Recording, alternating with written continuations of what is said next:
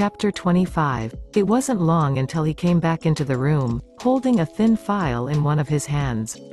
Supposedly the one I was supposed to bring to him last night. He seemed to have calmed down a bit, but the tension in his shoulders was still visible. He leaned back against the door as soon as it was closed, his eyes glancing over at me. "Did you, tell Xander about what she did?"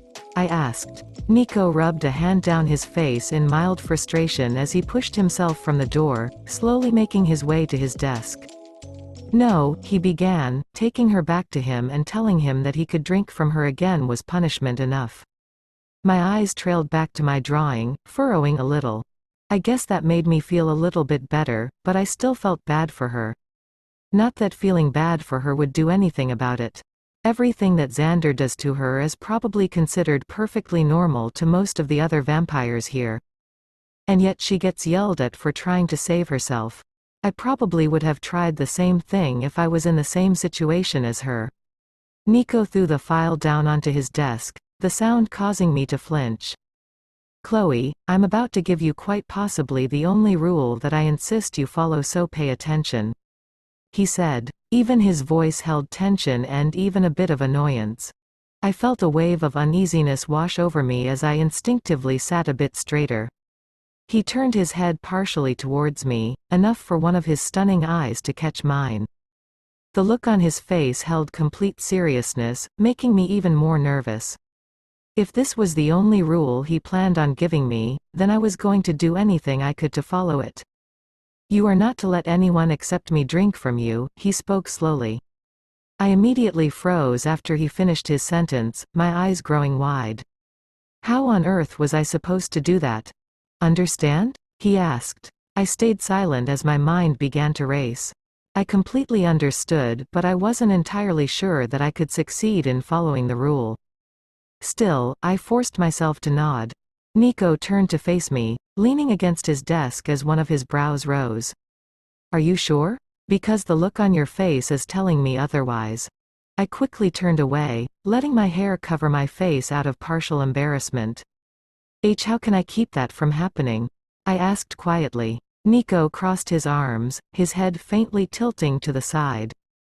"What do you mean?" he asked. His question seemed to cause an all-out mess to form in my head, causing for even more of a mess as my answer. "How am I supposed to keep a vampire from doing whatever they want with me? I know that I don't belong to them, but I still couldn't do anything to stop them. Even if I did try to stop them, they could still easily overpower me." Panic was quickly beginning to show as my words became quicker. What if they threatened to hurt or kill me? What if they just forced themselves on me? Then what would I do? I want to be a good and obedient pet and follow your rules, but I still can't stop a vampire from feeding from me. Even if I tried to stop it, I think I could get very far before I would just freeze up in fear. What if Before I even had time to process his movement, Nico was standing right beside me, one of his hands lightly gripping my shoulder. I didn't keep voicing my panic, now in fear that I wouldn't stop if I did. "Just don't put yourself in a position that it could happen, and I won't either." His voice was substantially calmer, soothing even. "And even if the situation still somehow arises, try to distract them for as long as possible until I find you."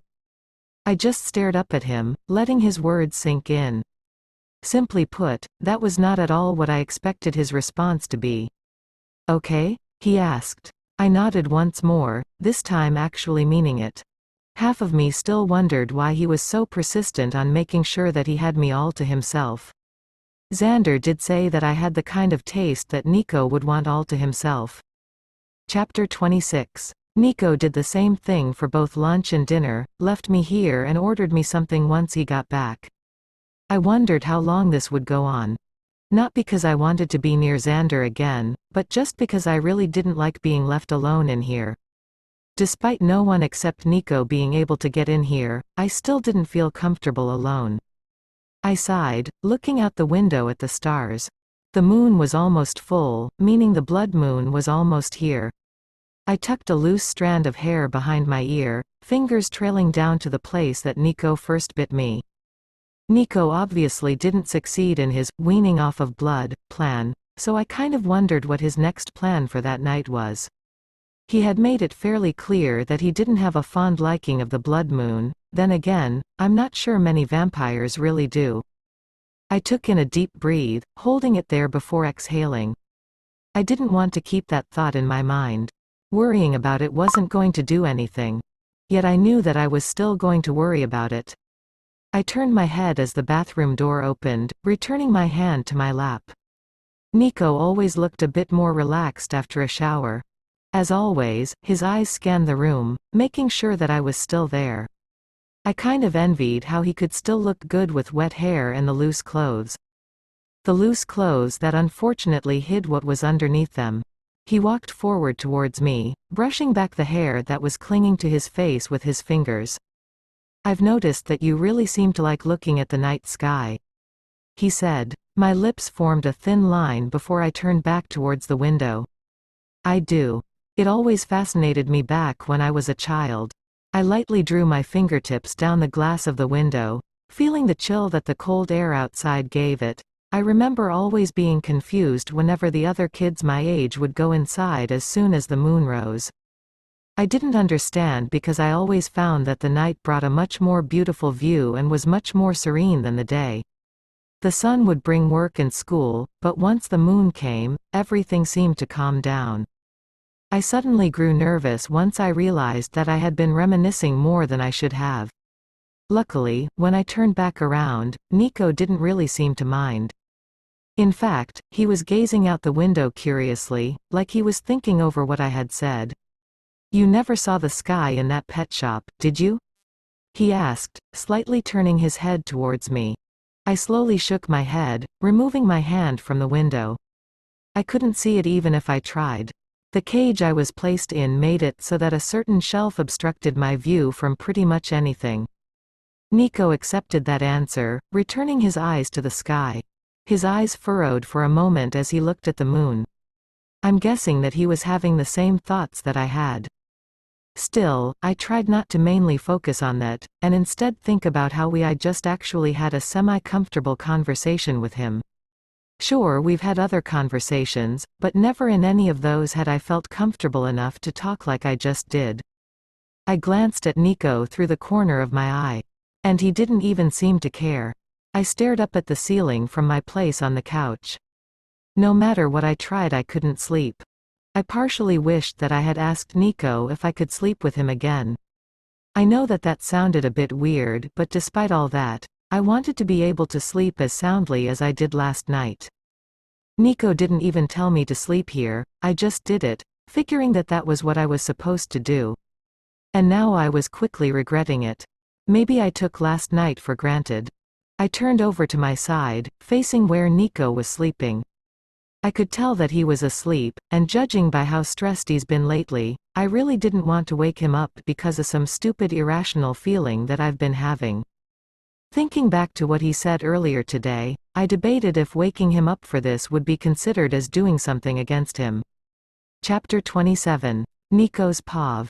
She actually looked peaceful this morning as she slept. Both her face and her body looked completely relaxed. I was honestly quite surprised by what she did last night. She never struck me as the kind of person that would try something like that. Even though it really wasn't that big of a deal. Judging by the look on her face when I caught her, she most definitely thought that it was. Then again, she pretty much thinks that everything is a big deal, that's just how she is. I glanced down at her, watching her chest steadily rise and fall. The heat that her body gave off was one of the main reasons that I didn't mind sleeping with her. I'm sure that most vampires have a guilty pleasure when it comes to the heat of their pets, whether they're willing to admit it or not. Something about it was just different. I let out a quiet breath. I should probably get up soon. I had yet another meeting with the committee today to discuss this month's blood collection. But I knew that if I got up, Chloe would wake up as well. Oh well, I moved the arm that wasn't around Chloe, using it to push myself up a bit. Chloe's movement caused me to pause. I looked down to see her hand now holding onto my shirt the best she could in her still asleep state. She had even managed to follow the couple inches that I moved away from her so that she was exactly how she was laying before. I huffed out another sigh as I slowly fall back against the bed. Fine. 10 more minutes. Chloe's pav. I sat cross-legged on the bed as I watched Nico get ready, already knowing that I wouldn't be joining him for breakfast today. Yet again, the absence of his body made it a bit more difficult to relax. Even so, I'm still very grateful that he allowed me to sleep with him again. I didn't even feel the slightest bit tired, which was a very surreal feeling for me. It felt nice. Nico turned his head back towards me as he finished buttoning up his vest. If you had the choice, where would you choose to sleep? He asked. My brows rose at the sudden question. Why was he asking it at all?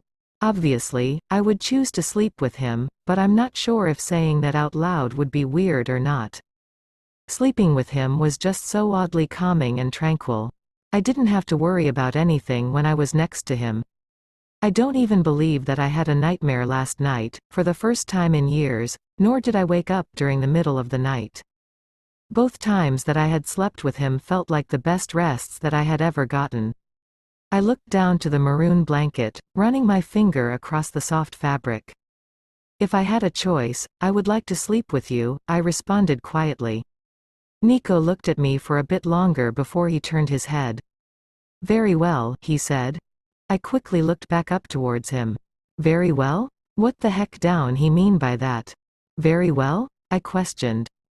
He turned his full body to me. If you want to sleep with me then you may. It took me a moment to fully process what he had just said, trying to make sure that I didn't mishear him. Once I was absolutely sure that I heard him right, my entire body perked up. I'm pretty sure that I even smiled for a brief moment before other thoughts quickly filled my mind. Are you sure? I don't want to do it if I cause you any kind of discomfort. I quickly said. As much as I wanted to sleep by his side, he was still my master and I didn't want to be a burden in any way. I'm sure, Chloe, he stated calmly. A small smile began to make its way onto my face. With that, Nico quickly fixed his collar and turned towards the door. I should be back a little after lunch, so I'll tell one of the slaves that you'll take the food from them when they deliver it. He stated. My smile quickly fell. Why will you be gone for so long? I asked. Sure, he leaves me alone a lot, but that was a decent 5 hours that he'd be gone. I've never been left alone for that long. He looked back at me once he reached the door. I have an unnecessarily long meeting that I have to attend. He replied, No,